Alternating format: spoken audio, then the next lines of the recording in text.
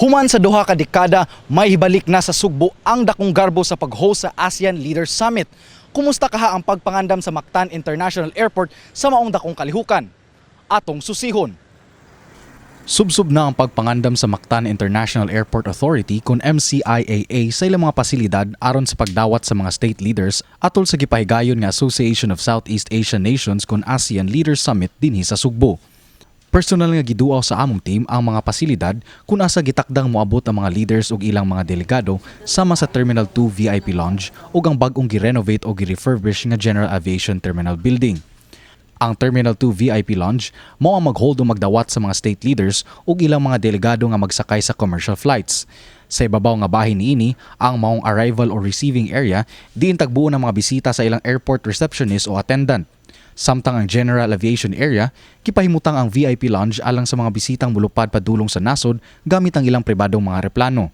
Saysay sa site engineer nga si Luel Piel, ang ubos nga bahin sa mong area, himong isip usa ka departure lounge alang sa mga delegado din mamahimo usab silang mopahigayon ng mga pocket meetings. Duha ka semana gikan karon, gipaabot ang hinay-hinay nga pag-abot sa mga delegado. Ang uban kanila, gilaumang moabot sa unang semana sa Mayo.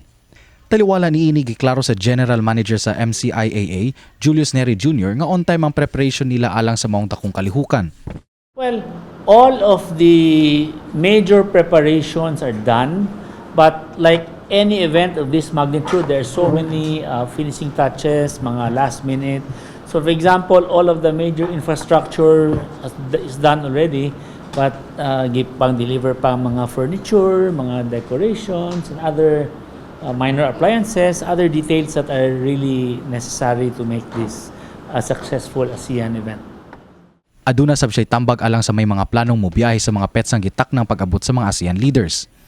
So my suggestion to everyone is that please plan around there being delays. In other words, if you have a meeting in Manila on May 8 at noontime, please do not go May 8 in the morning, you go on May 7. Diba? So it does require some adjustments ato. Una nang nag-host ang Sugbo sa maong importanteng kalihukan niadtong Hulyo 2007 alang sa ika-12 nga ASEAN Summit. Human ang duha ka dekada, mubalik na sab sa atong kayutaan na maong kalihukan alang sa ika-48 nga panagtapok sa mga nagkadayang leader o government member sa Southeast Asian nations. Kini si RD Morales alang sa MyTV Cebu.